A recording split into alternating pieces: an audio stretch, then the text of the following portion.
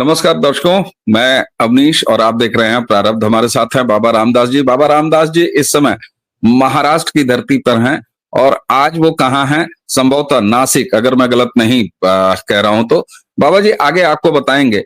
दरअसल महाराष्ट्र विधानसभा चुनाव की जमीनी महक क्या है, ये जानने के लिए बाबा जी ने ये महाराष्ट्र की यात्रा शुरू की है। और आप बाबा जी धुले की तरफ से एंटर हुए महाराष्ट्र में और इस समय नासिक में हैं। बीच में आप मालेगांव गए। अच्छा, इससे पहले कि मैं आपसे ये पूछूं कि पहला जो आपका ऑन ग्राउंड विधानसभा चुनाव को लेके महाराष्ट्र के विधानसभा चुनाव को लेके क्या है, इससे पहले एक इंटरेस्टिंग फिगर, चूंकि मैं जानता हूं आप मालेगांव से होके आए हैं। मालेगांव की एक बड़ी इंटरेस्टिंग फिगर है 2019 का विधानसभा चुनाव, और वहां पर AMIMM यानी ओवैसी की पार्टी जो है, उन्होंने 1,16,000 वोट पाया था। और मोहम्मद इस्माइल अब्दुल खलीक, आसिफ शेख जो दूसरे थे इंडियन नेशनल कांग्रेस की, 78,000। और मजे की बात देखिए, दीपाली विवेक वारुले भारतीय जनता पार्टी, बाबा जी 1,438 वोट। दो प्रत्याशियों के बाद नोटा में जबकि 1,139 वोट। उसके बाद सैयद जमील हैं, अब्दुल खलीक हैं, रिजवान भाई बैटरी वाला, हमीद काला गांधी। साहब, मालेगांव विशेष आपको कैसा लगा, और पहला आपको क्या तापमान दिखाई दिया अब तक जितना आप महाराष्ट्र की धरती पर घूमे हैं, फीडबैक लिया है? बाबा जी। अवनीश भाई, राम राम। सबसे पहला ऑब्जर्वेशन, MVA जमीन पे इस रीजन में, अभी हम मराठवाड़ा विदर्भ में घुसे नहीं है, इसलिए इस रीजन में मतलब धुलिया, नासिक, आज पूना की तरफ जाएंगे। MVA मुझे बहुत कमजोर दिखाई दे रही है। सड़क पे, मैदान में, गांव गिराव में कहीं MVA का लड़ाई में नहीं देखी MVA। पहली बात, उद्धव भाव अपना हिंदू बेस पूरी तरह खो चुके हैं। आज आप किसी भी व्यक्ति से वो बात कर लीजिए तो वो यदि शिवसेना की बात करता है तो उसमें शिंदे गुट की बात करता है। शिंदे भाव। उद्धव मालेगांव लगभग 80%। मालेगांव शहर जो है उसकी पॉपुलेशन लगभग, रजिस्टर्ड पॉपुलेशन लगभग 5 लाख है। आधा हिंदू बहुल है, आधा मुस्लिम बहुल है, बिल्कुल आधे आध से डिवाइडेड है शहर। तो जो मुस्लिम मालेगांव है उसमें एक मुसलमान हमेशा विधायक होता है। हिंदू में एक दादा भुसे करके एक नेता है, वो पहले शिवसेना में हुआ करते थे, इस समय शिंदे गुट के साथ हैं। पूरी शिवसेना का वोट बैंक, हिंदू जनमानस शिंदे के साथ शिफ्ट हो चुका है। परंतु मुसलमानों में उद्धव के लिए गजब दीवानगी हमने देखी। मतलब हमने जिस भी मुसलमान से बात की, मेरी वीडियो आप देख लीजिएगा, तो वो हमने पूछा, भैया महाराष्ट्र में किसकी सरकार? बोला उद्धव भाव। मैंने कहा, अरे मुसलमान इतना बड़ा फैन है? बोला हाँ। मैंने पूछा आखिर क्यों? बोले जो काम करता है। मैंने कहा यार 2-2.5 साल तो वो कुल चीफ मिनिस्टर रहे, उसमें ऐसा उन्होंने क्या काम कर दिया जो पिछले 70 साल में नहीं हुआ? तो मैंने एक व्यक्ति से सीधे पूछ लिया, मैंने कहा भैया एक बात बताओ, बाबरी मस्जिद ढा दी थी, चिंदी उठा के ले गए थे, उसका क्रेडिट तो बाला साहब ठाकरे लेते थे। बोला वो सब झूठ बात है।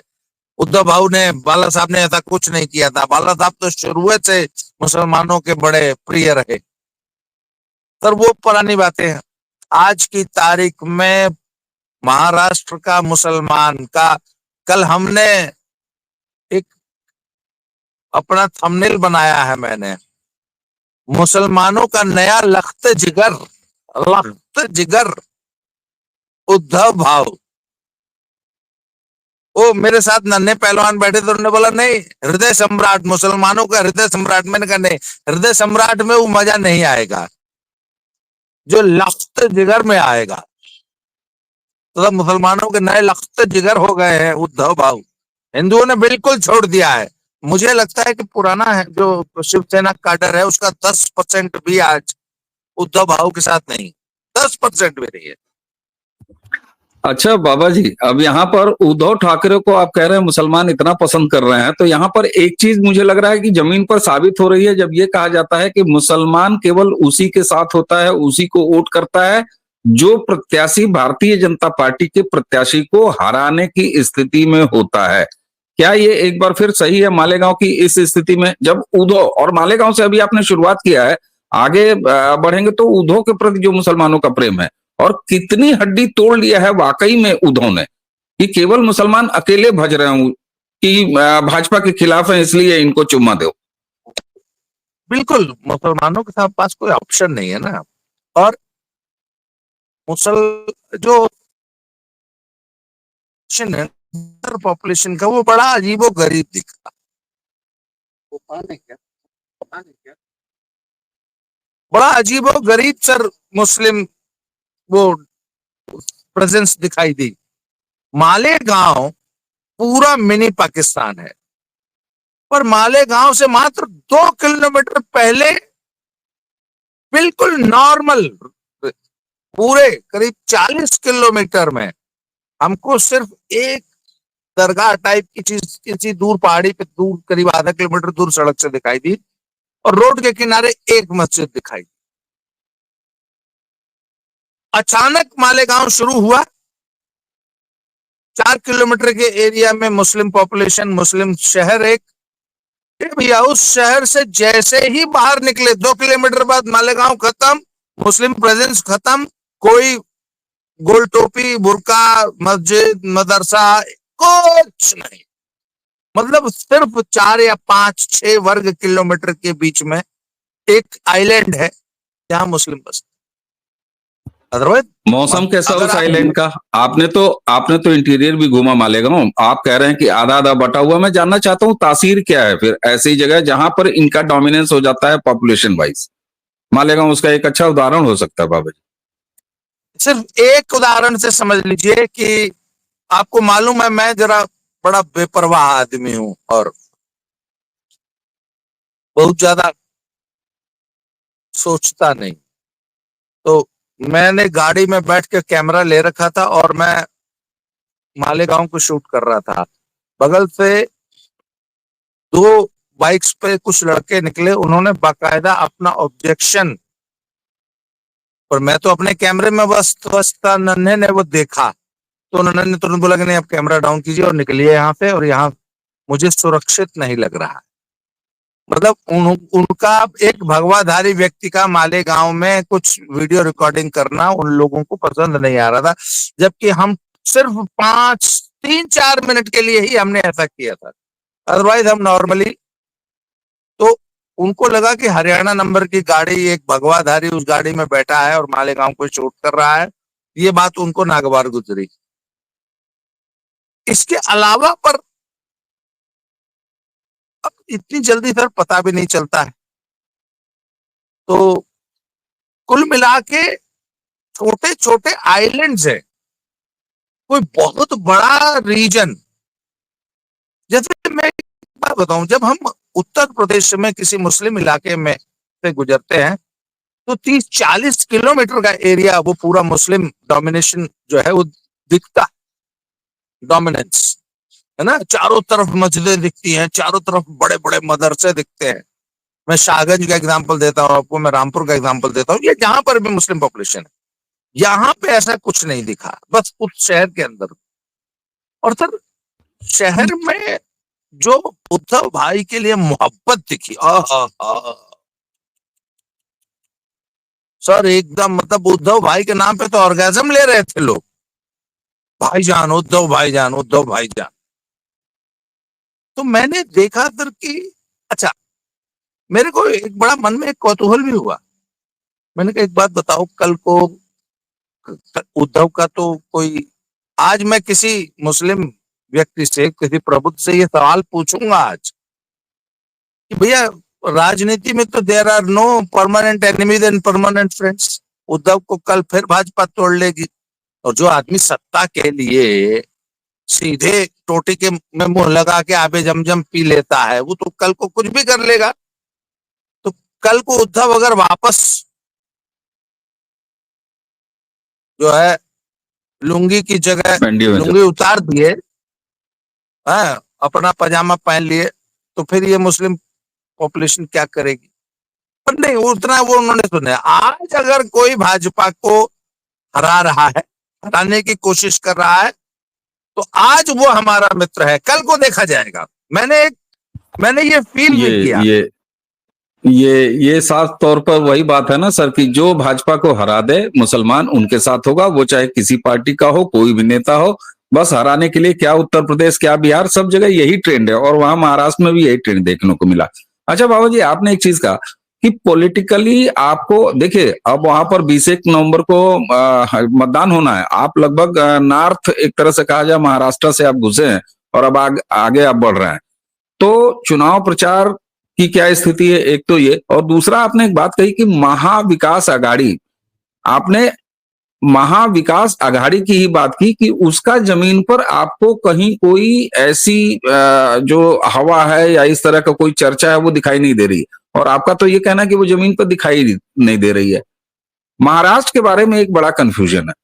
वहां कहने को तो क्षेत्रीय पार्टियां, मतलब अपने इतनी सारी पार्टियां हैं कि समझ में नहीं आता कि वहां फाइट किस सीट पर कितने लोगों के बीच में है। ये क्या महाराष्ट्र की और सीटों पर आपको दिखाई देता है कि 1-to-1 इलेक्शन माना जाए, एक तरफ कांग्रेस और एक तरफ बीजेपी, और बाकी सब अपना एक साथ? सर, जिस रीजन में अभी हम हैं, वहां पे हमको उद्धव ठाकरे के लिए तो फिर भी कुछ समर्थन दिखा, परंतु कांग्रेस का अभी तक तो कोई नाम लेवा नहीं दिखा है। नाम लेवा मुसलमान भी सब राहुल गांधी की बात नहीं कर रहे थे, उद्धव की बात कर रहे थे। हमने तो स्पष्ट पूछा कि महाराष्ट्र में किसकी सरकार होनी चाहिए, तो उन्होंने बोला उद्धव ठाकरे।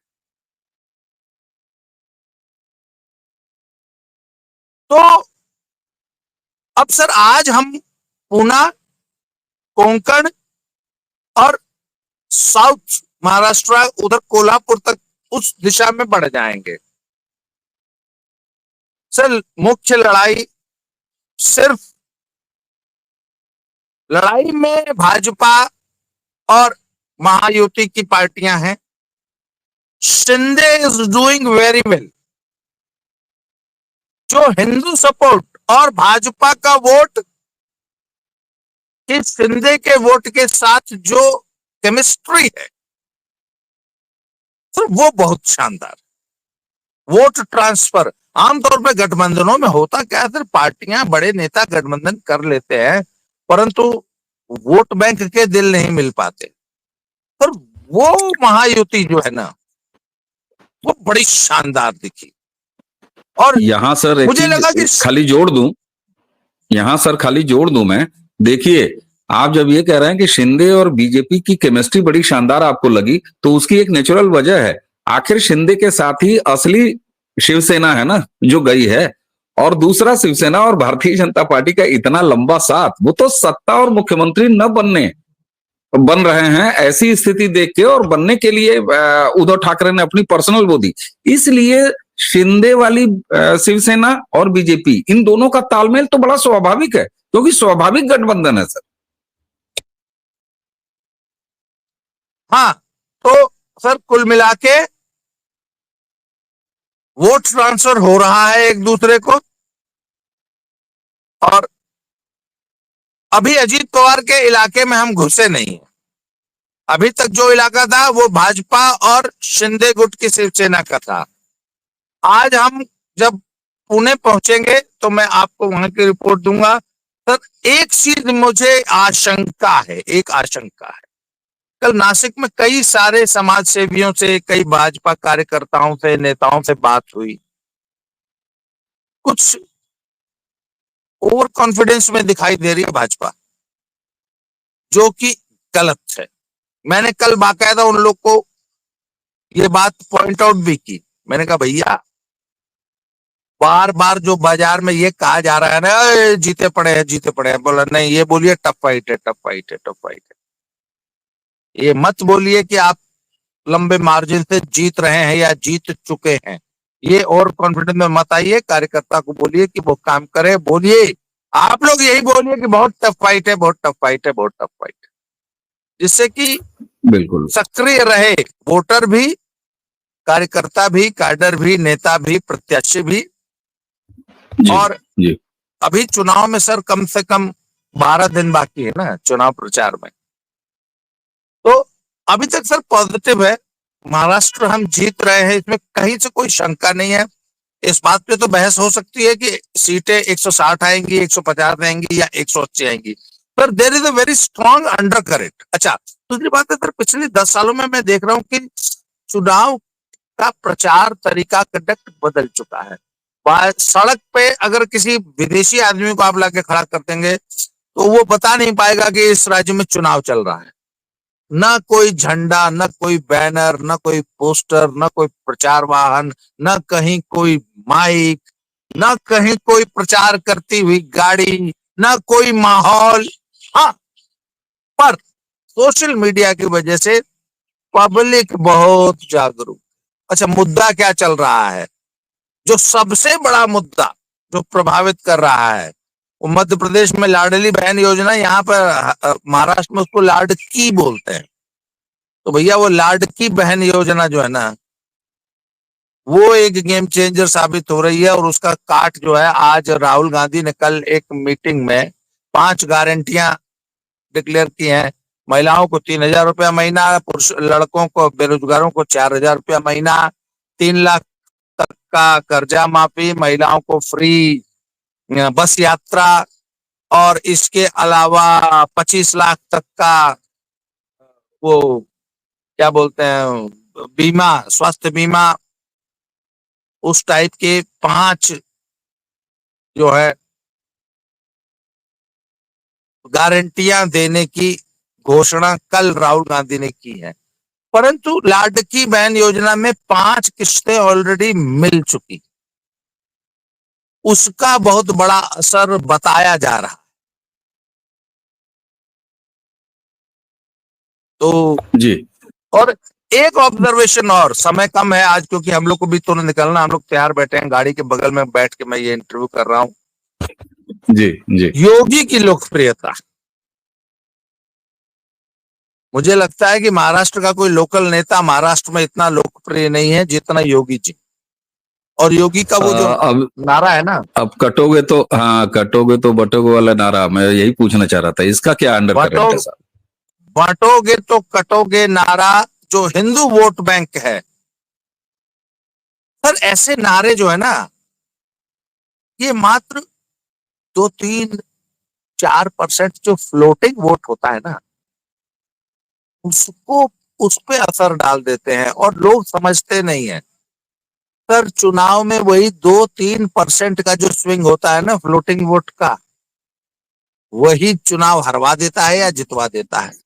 सर ये हम लोगों ने हरियाणा में देखा है सर। हरियाणा इसका अभी रिसेंट बड़ा शानदार उदाहरण रहा, जहां 4%, 3% वोटों ने इधर से उधर होके काम जो है दूसरा से दूसरा कर दिया। जी, तो सर बटोगे तो कटोगे नारा उस floating vote, Hindu floating vote, Hindu जनमानस को उद्वेलित कर रहा है, प्रभावित कर रहा है, और इसका असर आपको। अच्छा, योगी जी रेगुलर दौरे कर रहे हैं और दहाड़ रहे हैं, तो सब वो नारा जो है वाकई प्रभावित कर रहा है। और महाराष्ट्र का चुनाव वाकई मजेदार होने जा रहा है। आज हम चलिए बाबा जी, बिल्कुल जी जी आप लगातार महाराष्ट्र में हैं, और महाराष्ट्र से दर्शकों, हमने और बाबा जी ने कई ऐसा नहीं है, कई विधानसभा चुनाव का दौरा हम लोगों ने किया है। गुजरात विधानसभा चुनाव से पहले हम लोग गुजरात रहे हैं। इस बार बाबा जी, मैं समझ सकता हूं कि जमीन से जिस तरह की चीजें निकल के आती हैं वो बहुत कुछ ऐसा बताती हैं जो बंद कमरों में और रिपोर्ट्स पढ़ के उसके फीडबैक के आधार पर नहीं बताई जा सकती। बाबा जी, आपने समय दी, आपकी यात्रा शुभ हो।